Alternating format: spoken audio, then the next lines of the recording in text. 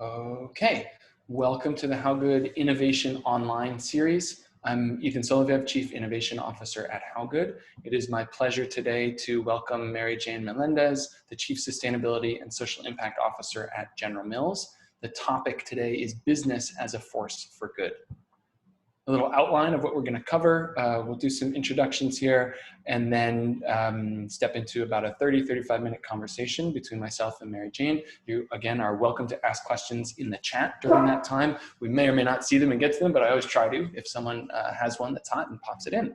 Then we'll do some short interactive community breakouts for probably 5 minutes or so to say hello to other people and connect and generate your questions.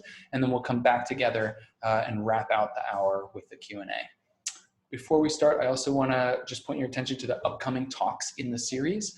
We have some really amazing speakers coming up. Olivia Watkins from the Black Farmer Fund will be focusing on agricultural regeneration a little bit later this month. Then next year, Michael Katutwa Johnson from the Native American Agricultural Fund will be joining us to speak about regenerative and indigenous agriculture. And then finally, Julia Collins from Planet Forward will speak a little bit later in January on regenerative food. So I would welcome you to all of those events, and please, spread the word, invite your friends, and we hope to see you there. And now let's kick it off. Hi, Mary Jane, welcome. Thank you for being here. Hi, welcome. All right, hi, Ethan. Good to see you. Hello, everyone. Great to be here today. So let's dig right into General Mills and regeneration, and General Mills as, a large business, a multinational business with many, many brands, being a force for good. Maybe just give a little intro to what does that mean to you at a high level? And then maybe share some of the story, where does that kick off? Where do you enter that picture and how are you bringing it forward? Yeah, great question, Ethan. So for those of you who don't know, General Mills is a 154-year-old food company. We make brands like Cheerios, Nature Valley, Haagen-Dazs, Annie's, Muir Glen, and Cascadian Farm, to name just a few. And this whole concept of being a force for good is really something that's part of this organization's DNA. It's not something that's new. In fact, our founder, Cadwallader Washburn, there's some interesting history at General Mills where back in 1886, one of our flour mills on the banks of the Mississippi River exploded, killing 18 mill workers, sadly, that night. And Cadwallader Washburn, in response to that devastating explosion, actually ended up making a $350,000 bequest. It would be a $37 million contribution today to establish an orphanage to take care of the children who lost their parents in that explosion. That organization still exists today. The Washburn Center for Children, General Mills Foundation, still provides funding for that organization. In addition to that, the gift that Cadwallader Washburn gave, he also figured out this technology to actually make flour milling safer and shared it with the whole industry. He didn't keep it just for General Mills at that time. He shared it with the world to ensure that we were doing what we can to make that industry safer. And I think that the whole concept of being a force for good is not something that we aim to do to try to get external credit. It's something that we believe very deeply as a company is the right thing to do and is an imperative for being in business, not only for generations to come and for people, but also for our planet.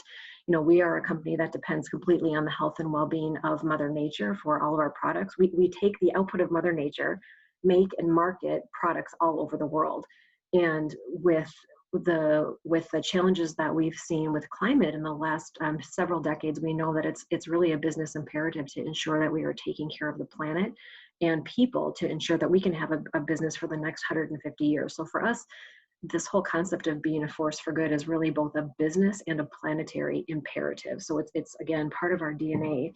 And some of the ways that this comes to life is really through the way that we operate today. We, as a company, have made a commitment really to move beyond sustainability. This is something that, Ethan, you're familiar with, but I'm not sure if more broadly folks on the call today are aware of what General Mills is doing. We've been really intentional around making this pivot to move beyond sustainability and embracing the concept of regeneration.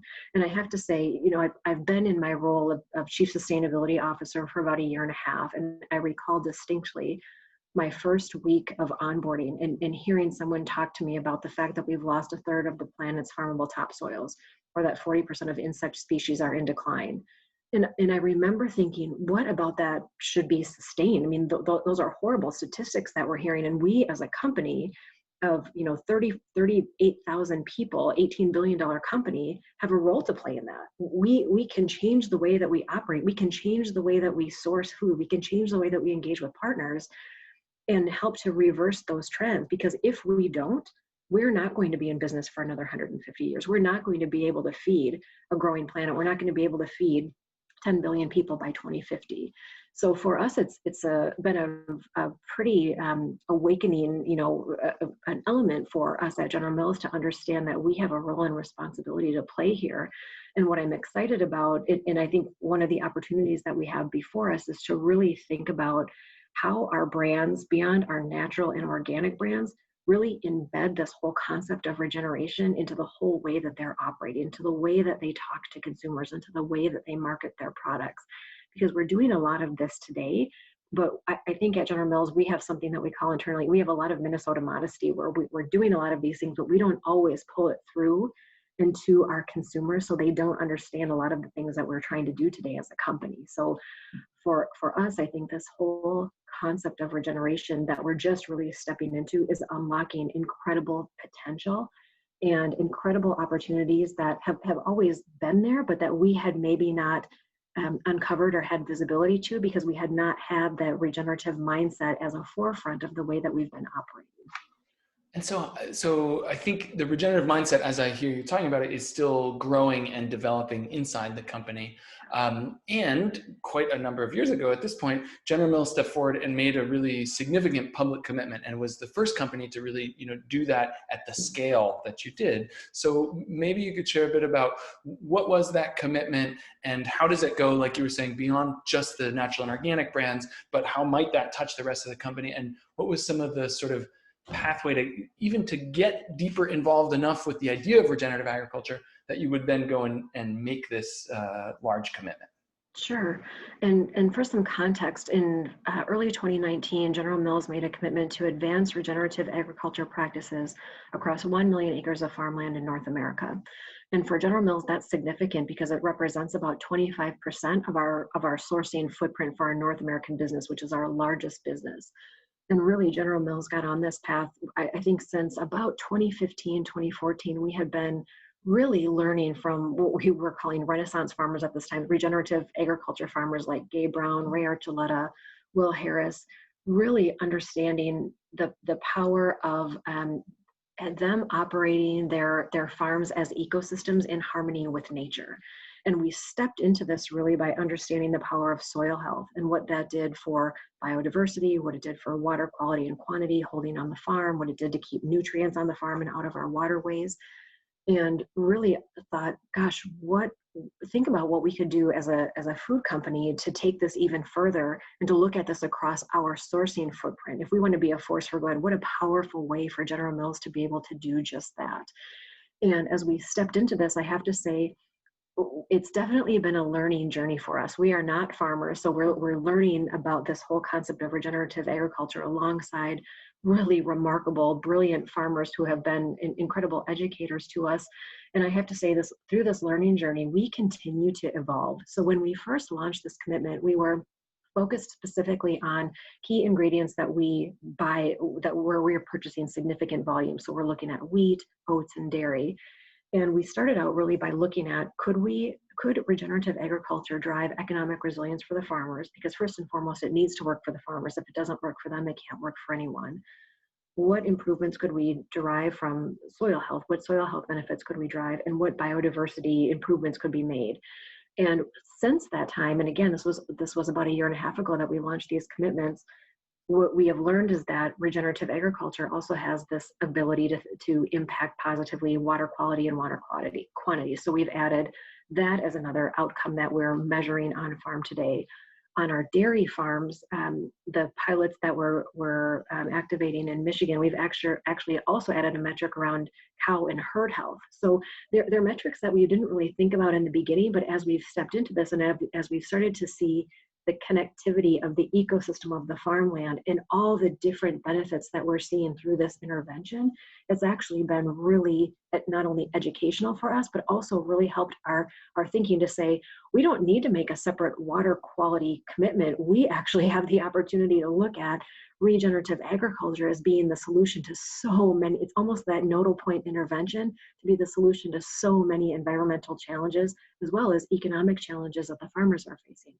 And I think an amazing thing about this commitment and the way that you've approached it, and just for folks who didn't see this, we had another conversation with some members of Mary Jane's broader team, focusing on some of the regenerative agriculture trials and the outcomes and the principles. But one thing I think that's really fascinating is that this is not isolated to your supply system. You're not only working with the farmers that you buy from, and you're actually aiming for larger effects than just that. Do you want to speak to that a little bit? Yeah, absolutely. So we've been very intentional about taking a supply shed, not a supply chain approach. So we're not looking at specific ingredients to one farm that only General Mills is sourcing from, but rather what we're aiming to achieve is we're going into these large growing regions. For example, the first pilot that we launched was an oat pilot in North Dakota, Manitoba, and Saskatchewan, where we had hoped for the first year to get about 20 farmers and 20,000 acres under management. We were blown away by the interest from farmers and wanting to step into partnership with General Mills here. And we have 46 farmers and 50,000 acres under measurement today. And so we're taking a supply shed approach. So General Mills is not the only company that's actually sourcing oats from this particular region. And what we're hoping to do is actually, as we're partnering with farmers like Gabe Brown and Ray Archuleta, Understanding Ag is one of our core partners in this process, where they're actually providing the training and technical assistance to farmers within that supply shed for a 3-year period, literally walking alongside them on their farms, helping to put plans in place on how they make that conversion from conventional or even organic farming to regenerative. And for us, what we want to do is we want to use those, farms as learning laboratories for other farmers to be able to see, by walking through the field, the biodiversity and the life that's on that farm, and also hear from other farmers that they are able to be more profitable by these practices because they're not spending as much on synthetic inputs that actually their farm operations don't need. And to be able to see those practices that once they're in line with nutrient cycles, that actually they're able to manage those more in harmony with nature than having to buy inputs from off the farm. So it's been very eye-opening to see in a relatively short amount of time and hear back anecdotally from the farmers what they have been seeing on their farm just in a very short amount of time. So we're measuring this over 3 and 5 year periods. But to hear from farmers that, gosh, in year 1, I was able to dial back on the inputs that I thought I needed to buy because I've been doing this for the last 30 or 40 years, and rather invest in cover crops, or rather for the first time have farmers that are adding livestock and buying electric fence for their operations. They've never had livestock before, but they understand that that's one of the principles is the integration of animals and diversity on their land, and what that can do in terms of profitability has been really promising. Really exciting. And I want to come back in a minute to the effect and sort of the acceleration. It's like we didn't expect it to go this fast, but then all of a sudden things were moving at a faster rate when partnering with living systems and thinking in a different way and making decisions in a different way. That can certainly happen. I want to ask though a little bit about the foundation side, because you were also head of General Mills Foundation, corporate giving, and in many cases, in many companies, that's a very separate role from thinking about agriculture, supply chains, procurement and sustainability, greenhouse gases across the organization. And yet for you, that separation is, you're taking a different approach to it. So maybe could you talk a bit about what is often a separation and what sort of harmony or integrations you've found between what you're managing? Absolutely. That's a great question. And maybe again, for a little bit of context for participants today, the General Mills Foundation historically has been a goodwill grant maker. We've done a lot of good in communities, where we have business operations. And in about 2015, I, at that time, was the executive director of the General Mills Foundation, and we were implementing a new strategy. And I, at that time, was working closely with our chief sustainability officer, Jerry Lynch, on really examining the role of philanthropy to help advance sustainability. Because when we invest in these initiatives, it's, again, to your point earlier, Ethan, it's not just about investing in an ingredient stream for General Mills. It's about investing in better ingredient streams for the world, about uplifting those communities that we're sourcing from, and about thinking about how we actually improve livelihoods, improve the landscape that we're sourcing from, not just kind of have this more myopic view that I think traditionally we and a lot of other companies have had as we think about sourcing of ingredients. And we started to step into sustainability investing from the General Mills Foundation, because again, what we were doing here is we were leveraging resources that were driving good for both people and planet. We were not getting direct business benefit there. And it was really interesting. I think as the company saw, we were really getting a lot of synergies by bringing these pieces together and not relying totally on business investments, but actually saying, gosh, we have the opportunity to leverage philanthropic investments, unlock dollars from like-minded partners to actually go bigger than we had initially imagined or initially thought of as we scoped original investments when we were maybe looking at a supplier relationship specifically. We thought, gosh, beyond that supplier that we're partnering with today, we've got an opportunity to look at not only who we're sourcing wheat from in Kansas, but actually the whole Cheney Lake watershed, and really a different approach to be thinking about affecting living landscapes and touching many, many parts of these ecosystems and understanding more intentionally how they're connected. And so for us, I think what's been really interesting is as we have brought sustainability and philanthropy together, we continue to see more synergies where we are now directing investments before that would have been about driving a sustainable cocoa supply to now looking at an investment that I would say is a more nodal investment, where we are saying we're looking at this from a human rights perspective to try to end child labor and think about education for the next generation there, and ensure that children are not working on the farm but are actually being educated in safe environments.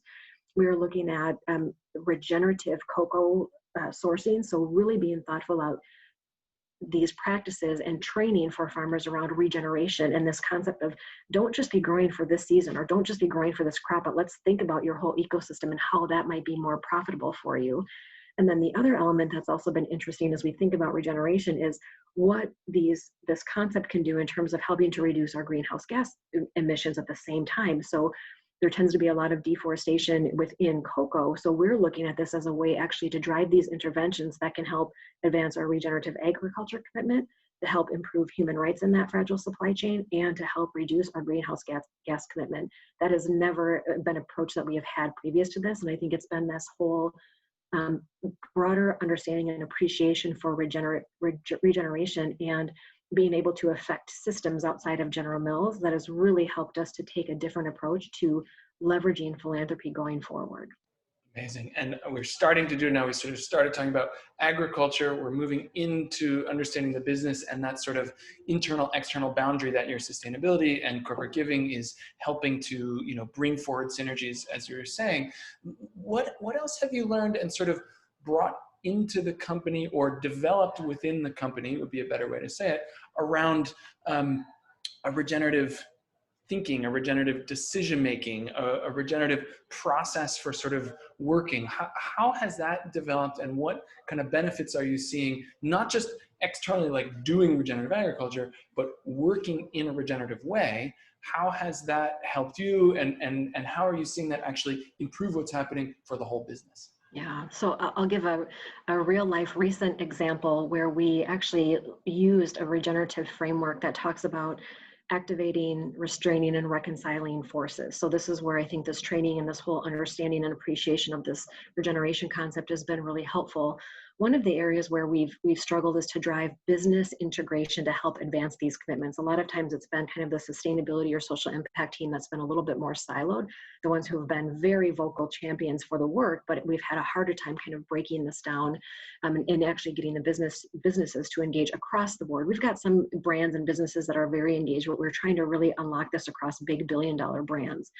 And one of the things that we did is I think we found that we were kind of hitting our head against the wall with old approaches of, well, let's set up a meeting, let's talk to the finance manager, let's talk to the marketing manager, let's understand really how to start elevating this as an area that they need to prioritize over time. And as we went through this exercise of activating forces, we thought, gosh, we've got the accelerate strategy. We've articulated the fact that we want to be a force for good. We've declared that we're moving to regeneration beyond sustainability.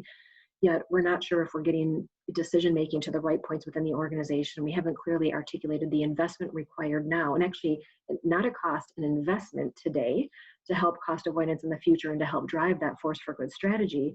And what might we do differently? And it was actually really interesting in terms of our team, without adding any resources and without adding finances to help the work, actually changed the way that we were thinking with our whole approach to how we were driving business integration, and said, at the very top, we have to change our governance structure. We have to ensure that at the most senior levels within the organization, we have our CFO at the table, so he has visibility to the investments that are required here. We need to ensure that we're aligning this with corporate finance and the business leaders. So, and again, it's a model that was there, but an approach that we had not taken before, because we had not been, we had that, the beauty of using that regenerative framework that really caused us to step back and think beyond, I think, traditional ways of working, or kind of the traditional even frameworks or pathways or processes that we have within General Mills to say, this is how you proceed with finance plans, this is how you go about bringing about a budget. We didn't do any of that. We actually kind of disrupted that normal process, went at a higher level that actually is now having sustainability at the highest levels, and at our team's level, push that forward from the top and bottom to actually drive greater impact than we had seen before. And it's fast. I mean, it's only 2019 you made this commitment, and you're thinking and working regeneratively now. And it seems like it's, that's a big picture example, but I've also heard you speak about some of what's happening on individual teams, even in individual meetings, and sort of bringing this way of thinking is shifting things even there. Yeah, it's been really exciting, actually, even seeing the way that we have a process at General Mills called OGSM, Objectives, Goals, Strategies, and Measurement. And to even see, folks on my team taking different regenerative, frameworks or the mindset to say, I'm not going to send you a 10-page pre-read. We're actually going to, do some of this work as a team and put 10 minds against one problem, one issue area where we think we can drive, change. And even to do something where you're putting people kind of in a pressure cooker for about 12 minutes, it's amazing the brilliant ideas and the discussion that's coming out of that, because we're changing the way that we're working. And it may sound like just small tweaks in the beginning, but it's driving really differential results in terms of how a relatively small team is working to integrate sustainability and advance work against some pretty bold public commitments in a relatively short time. Yeah, and it's very interesting. You spoke a couple of times there about disruption. Like, you disrupted the way you did meetings. You disrupted the way that the fiscal and financial processes were working in order to advance this bigger synergistic outcomes. And so, in a way, it sounds like you're not sort of wary of and running away from disruption. You're actually saying, oh, this is useful. I can grasp this. I can disrupt as a force. And this is similar. Many farmers who work with regenerative agriculture will say that the land sometimes needs some disruption. Things need to be shaken up in order to regenerate. And at the same time, sometimes there are large, significant disruptions that we don't initiate on our own. And so I'm curious to hear a bit about, as COVID has hit, how have you faced that disruption? How have you evolved from it? And sort of what's the role in regeneration in how you're approaching, these larger, significant global economic and even social disruptions? Yeah, I would say, boy, as we, General Mills, moved to a work from home situation back in March, I have to say I would never have imagined or could have dreamed that we would be as a team where we are today, just 8 months, 9 months later, in terms of the progress that we've made. So in light of COVID, and we're based in Minneapolis, and in fact, our world headquarters is not far from where George Floyd was murdered, sadly. The racial injustice piece, I think if there's a silver lining at all that can come out of these dual crises, what I do think is that humanity is waking up to a call to do something differently going forward, and realizing that we can't continue to sustain broken or inequitable systems that have prevailed for a very long time. And for us at General Mills, I would say, I did have a little anxiety and worry in the beginning. And I kind of worried that COVID would actually have the company take the foot off of our investments in the beginning and actually say, the only thing that we have to do right now is produce cases, because we can't service all of the demand we have. And that didn't happen at all. We have been able to service demand, but I think the company actually has not only increased investment and resourcing in the space, we've upped our ambitions in the space as well. We actually increased our greenhouse gas ambition to reduce greenhouse gas emissions across our full value chain. A lot of companies do within their own four walls. We do from farm to fork on that commitment by 30% by 2030 to get to net zero emissions by 2050. We have joined the RE100 to have renewable electricity, throughout our owned operations by 2030. We have brought forth a whole new strategy centered on human rights and aligning human rights work with the United Nations guiding principles on business and human rights. And I would say that these crises have actually elevated the social in ESG and really helped us to understand how we need to be thoughtful about not just environment, but the people side of that coin as well, and really be thoughtful about how these pieces are interconnected. And again, it makes us think about different ways that we can drive nodal interventions that drive benefit for both people and planet in ways that go so far beyond just benefit that General Mills can see as a company. And as a company in the Minneapolis area, how has business respond to the massive disruptions that were, not isolated to there, but its current growth is sort of kicked off by events there? How has General Mills and how have other businesses sort of responded to this happening? So I would say there have been a couple key ways that businesses have responded to what happened. So after George Floyd was murdered, sadly, there were riots across the Twin Cities and businesses were burned and totally destroyed.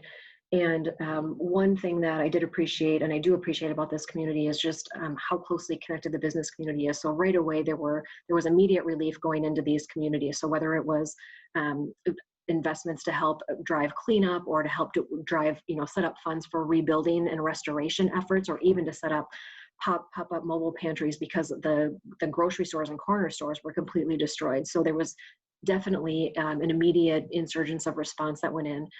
And then also talks about long-term investment because it's going to take years to rebuild so many of these businesses that have been destroyed.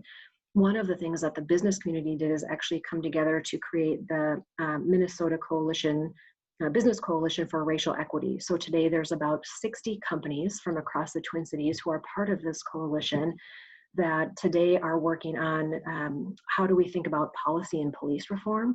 How do we think about how companies are actually looking at diversity and inclusion within their own organizations?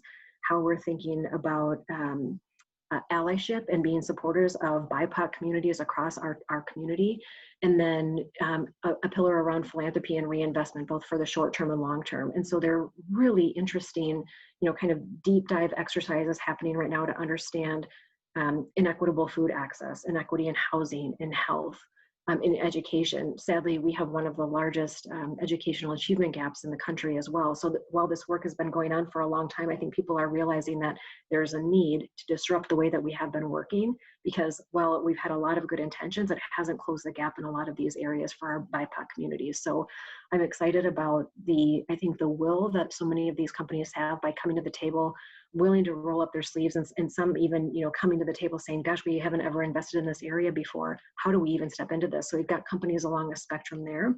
And we've taken a longer term view of really saying, we want to put a stake in the ground around equitable food access. We believe as a food company, not only do we have a lot to learn, but we believe we can help be a convener to bring others to the table, to bring community to the table, to help bring those community focused solutions forward and drive investment behind that. Yeah, and I think there's something in there around owning as a place-based organization, even though also being a global organization, that what's happening in individual places matters, and that the response needs to be tuned to the specific situation in each of those places. So as you were speaking before, what's happening in your regenerative agriculture pilots in dairy is different than what's happening in oats, is different than what's happening in wheats. And in the same way, your response and investment directions in the social and the cultural side are going to be unique to where your company is, but then all the different places where it operates. I think one last question I'd like to offer before we do a little breakout, and then there's some great questions coming in already, which we'll get to after the little break. But I wanted to ask about, as you're talking about climate and sort of thinking in this very global way, do the investors in General Mills care? Is the larger, investment community, both, in the public equities market, but then also your larger institutional investors, is what you're doing with sustainability, with regeneration, with supply chains, are they interested? Are they asking about it? Yeah, talk a bit about that, and bringing, again, this is sort of bringing it into business as a force for good in the world, but also by doing good, is this helping the business? Yes, and such a timely question, Ethan. My call before this was actually with about a half dozen investors who are giving us feedback on our global responsibility report, and actually, continuing to provide, guidance and counsel on how we can continue to elevate disclosures publicly. So I would say there has definitely been an increase from the investor community and interest in this area, and really wanting to understand how we are being a force for good. What are we doing to mitigate risks over the long term? And how are we being thoughtful about reporting and disclosing actions, not only progress, but also where we see challenges? Where are there places where we need other actors to come in? Because we're not going to solve the climate crisis as General Mills alone. We need other industry, we need policy reform, we need so many other players and system participants to be able to help move this forward in a way that drives lasting impact. And so I would say there has been, I think both COVID and the racial justice movement have really elevated interest there. I think the interest has kind of been steady. I would say that it's actually been heightened over the last few months with the number of inquiries that we've had from investors in terms of what are we doing about racial equity? What was our response to communities when COVID hit?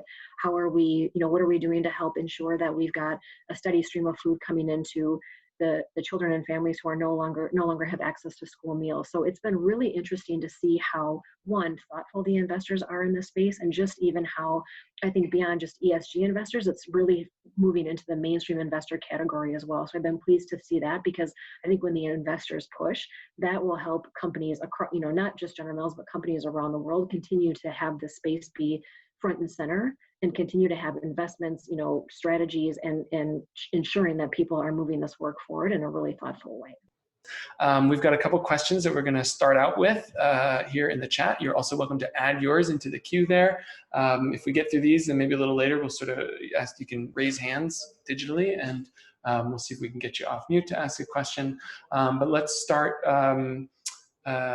with this one from Felipe Galvez for Mary Jane. On the ground, how have you been implementing the transition to regenerative sourcing?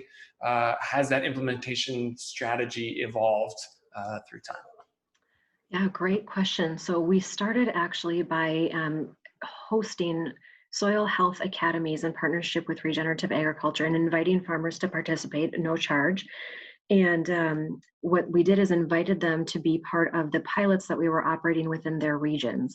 And the farmers that sign up for the program enroll for a minimum of 3 years.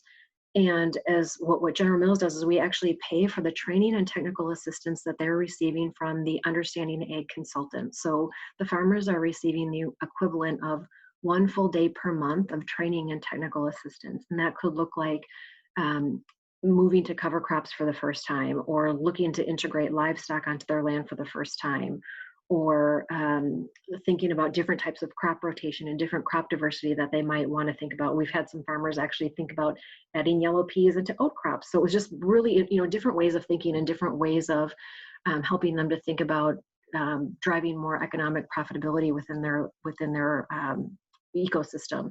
The other thing that General Mills has asked the farmers to do is to be part of the measurement and evaluation process. So there are outcomes that we're measuring on each of these. So it's farmer economic profitability. And when we get this information from the farmers, it's anonymous. What they know, it's kind of going into an aggregate system, and that we wouldn't call their farm out specifically, but we're trying to actually measure things like how much less are they spending on synthetic inputs? And when they do see, that savings, are they reinvesting it? What does that look like? To try to just understand how farmers are reacting when they have additional resources to put against their operations or even into savings.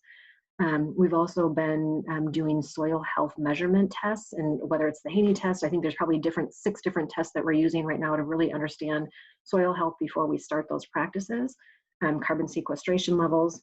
We've also been measuring biodiversity both below and above ground, and doing things like bird and bug scans. So literally using this cool laser technology that's measuring biodiversity above ground. And what's been really interesting, though we're so early on in this project right now, some of the testing and measurement that they did back in July is there was a test that they did on a farm in Canada where they were measuring biodiversity.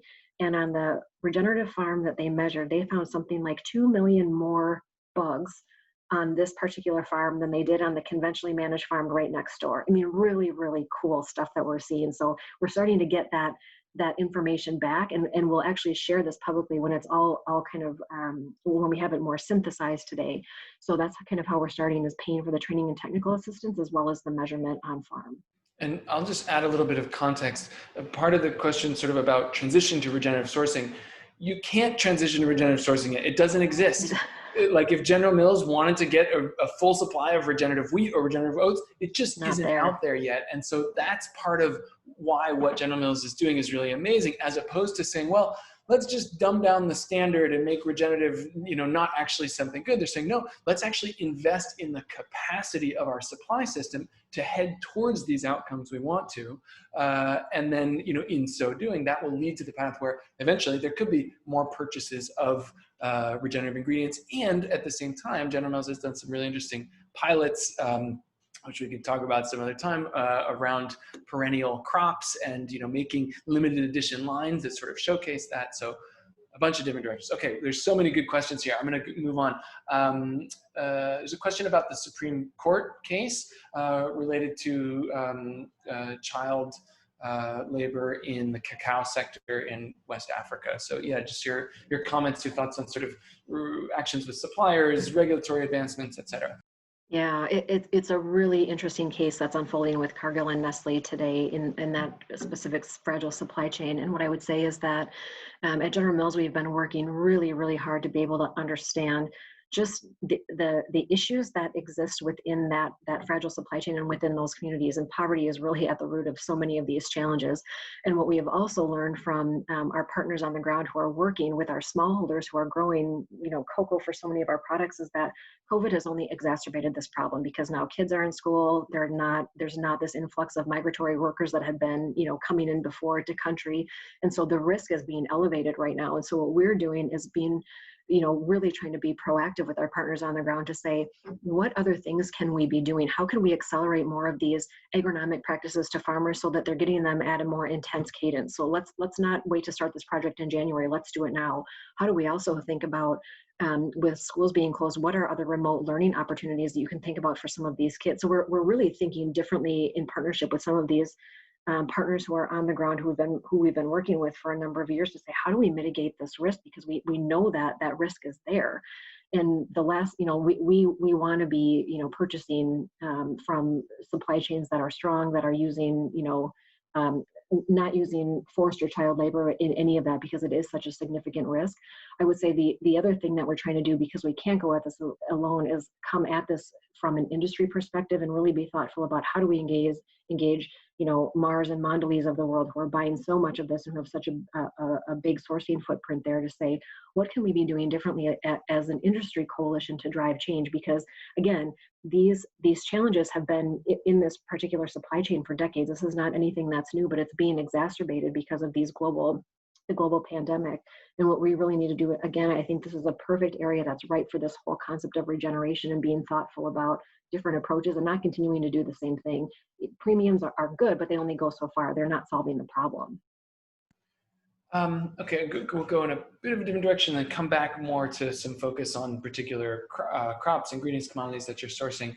But this is coming from the consumer side, where we actually have not spent a lot of time today. What are some of the challenges and opportunities you're seeing in engaging General Mills' customer base? So this is from Kyle. How do you see the role of the customer in moving regeneration forward?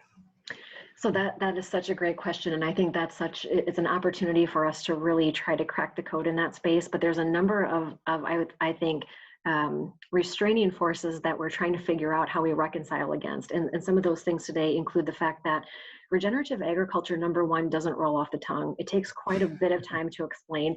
And when you look at a package, whether it's a Nature Valley wrapper or box or even a yogurt cup, we don't have a lot of real estate space to be able to talk about that story. So we're trying to figure out, how do we communicate more effectively with our consumers? Is it via social media? Are there other channels and mediums that we can be telling the story and helping to drive the education and awareness? And we do think we have a role to play, and actually an opportunity and responsibility as a company working in this space to help drive education to our consumers and awareness around regenerative agriculture and the power of regenerative agriculture to be one of many powerful solutions to climate change and farmer resilience. So we think we have a responsibility there. I would say the other part that's hard is that a lot of times consumers say they want to buy, products that are sustainable, but when you look at what they actually spend, it's very different. So we're also trying to reconcile what I think people say in an ideal world, what they think they want, and then what we're actually seeing happen at the retail store level. So we have some information that sometimes fights against this, ideal, situation and this opportunity that we think we have to have our businesses pull this through to the consumer, where we don't necessarily see that pull today. So we're examining different ways where we think we can play a role in helping to drive that education and awareness by informing our consumers and helping them understand what regenerative agriculture can do for people and planet.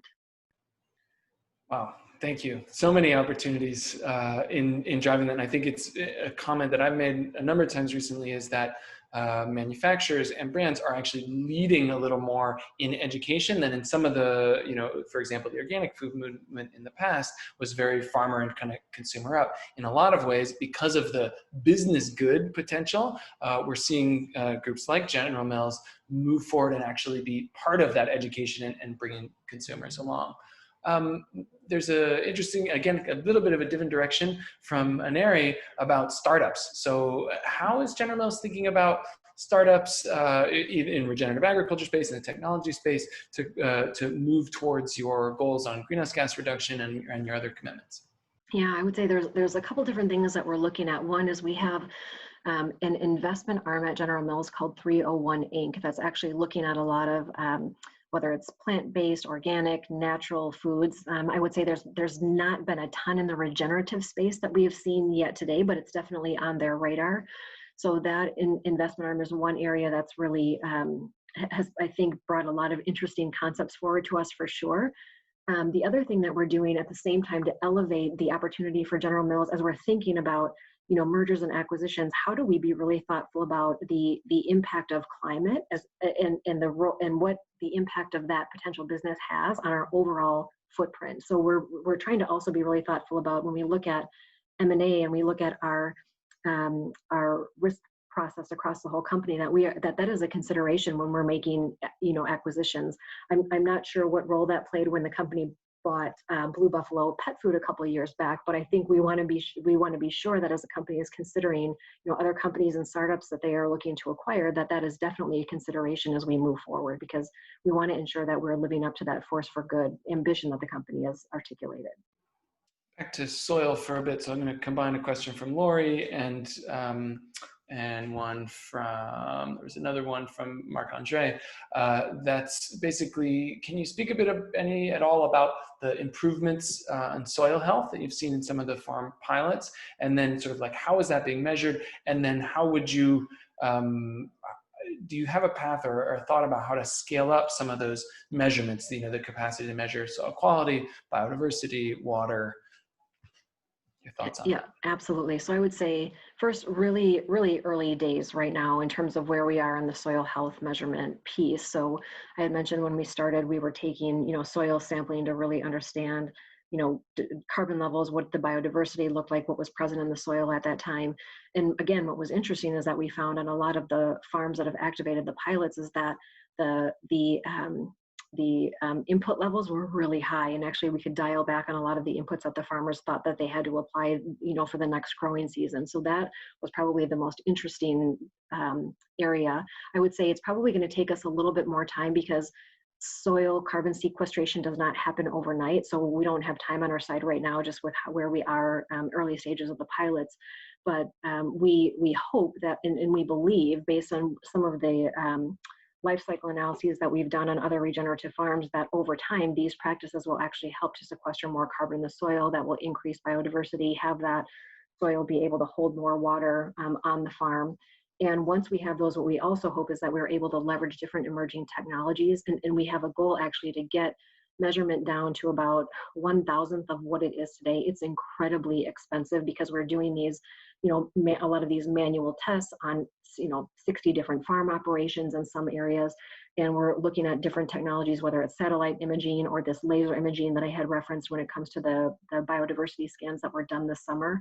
and really looking at, what's working and what outcomes are we seeing. So we don't have one silver bullet solution for soil health or biodiversity. We're actually looking at a number of different technologies and a number of different methods to kind of see what we're actually learning and what we're proving out based, what's science-based basically, and what can we share that we're learning over time. Thank you. There's a question about how you figured out how to prioritize raw materials to focus on for shifting towards regeneration. So regenerative agriculture, that commitment to advance regenerative agriculture on 1 million acres was actually made in service of our broader greenhouse gas commitment at General Mills. And what's really interesting, if you look at our greenhouse gas footprint across our full value chain, agriculture and transformation actually represent 61% of our greenhouse gas footprint. Only 4% of our greenhouse gas emissions come within the operations point or our own four walls. So we have to be really intentional about making changes at farm level if we want to achieve our overall greenhouse gas ambition. And one of the exercises that we did to really decide, of all the ingredients that we buy for all of our products, where could we make the most difference? And what we decided to do is actually look at the 10 most greenhouse gas ingredient, GHG intensive ingredient categories that we have. And so those categories are things like dairy, wheat, oats, palm oil, chocolate. So we highlighted those categories. And if we can advance regenerative agriculture practice and move to regenerative sourcing there, that will get us 90% of what we need to do in the agricultural and transformation space, just 10 ingredients. So for us, it was really a matter of prioritization because we can't diffuse resources across every ingredient stream. And for us, those greenhouse gas intensive categories are the places that we believe we can make the most positive difference for the planet. Amazing. And that goes right into this next question here, which is, if you can share anything about how your work at General Mills is impacting other large companies, other investors. Is there accelerated movement? Are there others focused that are duplicating, might not be a very regenerative thing to do, but attempting to at least move in this direction, across the company with their employees, with their stakeholders? Are you seeing that happen?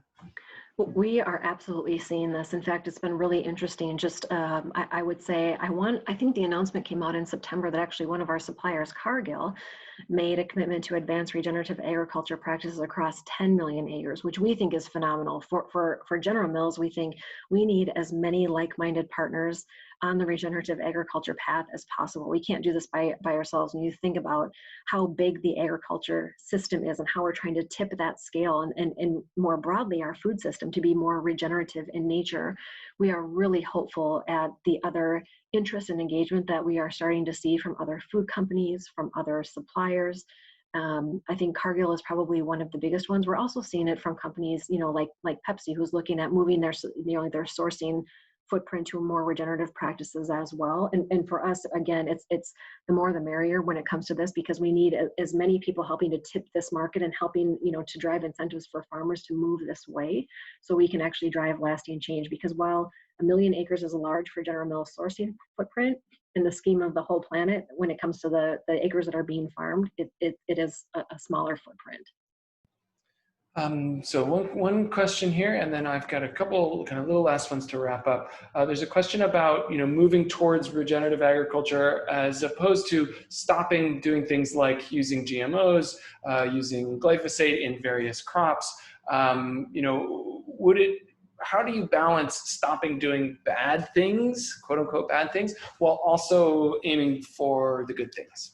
Yeah, I think it's not either or, it has to be both and. And I think that regenerative agriculture provides a really important education for people to understand what the opportunities to actually, kind of bypass and go to this greater good because you're able to affect such whole systems. And so for us, it's really been about how do we get out of this mindset of just less bad to actually thinking differently and shifting our mindset to what might be possible if we reimagined, like, okay, just, whether it's GMOs or glyphosate, just change that. Imagine what we can do when it comes to the good that comes from moving to our regenerative practices, because stopping glyphosate might be, good for biodiversity, but it doesn't necessarily drive all of the other benefits that we're seeing when it comes to that regenerative framework. So we're hoping that this actually, gets to, not only addressing, things like, pesticides and synthetic inputs, but actually drives more profitability for farmers and does more good for the environment in the long term.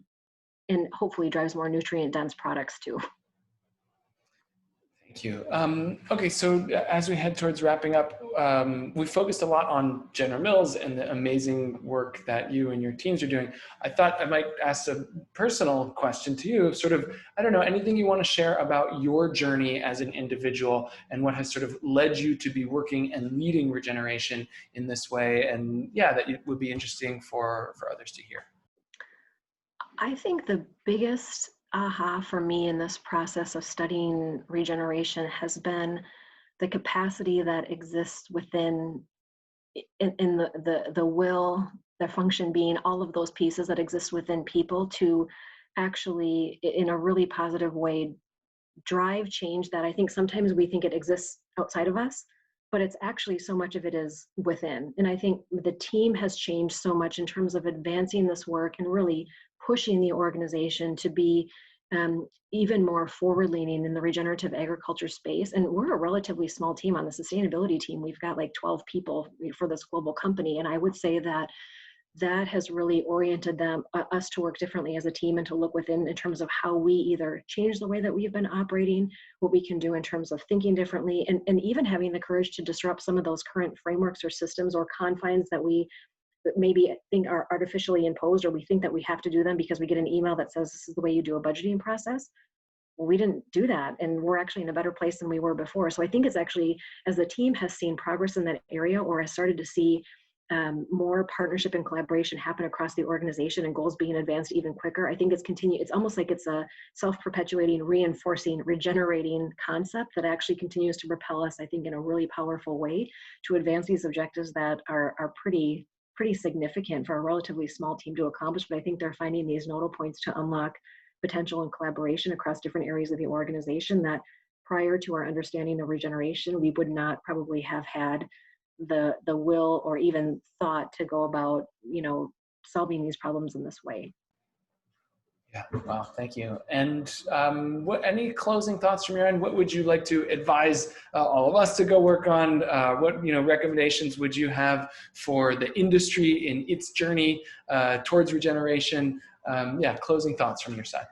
My closing thought or recommendation or ask would be is to spend a little time digging into the whole concept of regeneration, because I think it's becoming a word that a lot of people are saying and wanting to embrace without really understanding the core principles and elements that it takes to actually move in that direction and to embrace the mindset and to actually drive real change. And I think what I don't want to have happen is it to become a buzzword. I think people to understand and appreciate the layers within that, and that it's a journey for, once you step on, it's a journey for as long as you want to embrace that, and just the power that you see within that. I think give it a little bit of time and see how it changes things in your life, whether it's your work, whether it's a relationship, whether it's a project that you have at home. It can be applied to any area. It doesn't have to be just within your work setting.